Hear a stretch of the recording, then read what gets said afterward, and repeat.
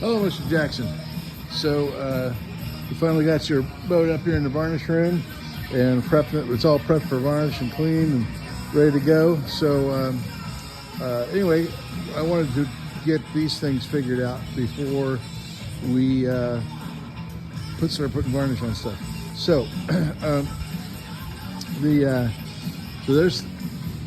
I figured the placement of the flagpole, we can't put it in the center because of a structural member, and we'd be weakening it. And so I thought, rather than put it over your shoulder, you know, where you're driving, it's easy to look around over your right shoulder. And if you're looking around over your left shoulder, it's hard to look right, unless you got eyes in the back of your head, it's hard to look backwards. So I thought the best placement for the flagpole might be behind you. And so that's about where it was set. I really can't set any farther forward because there are fuel pumps under it, basically in a line under here. There's two fuel pumps, one on each side.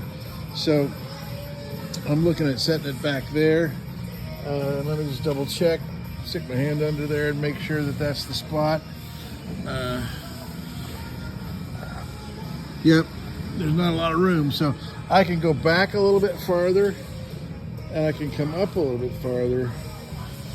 Not much. I mean, maybe I can come up a half inch. I could go back probably an inch or an inch and a half and be okay. Then I'll get this out of the way for right now.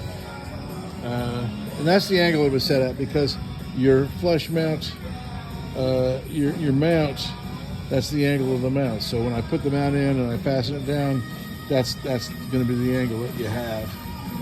Okay. So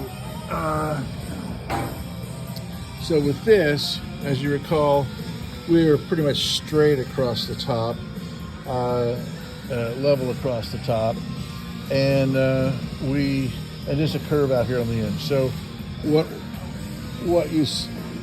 I made some cardboard cutouts, and you said, hey, really, I want to just have the same height.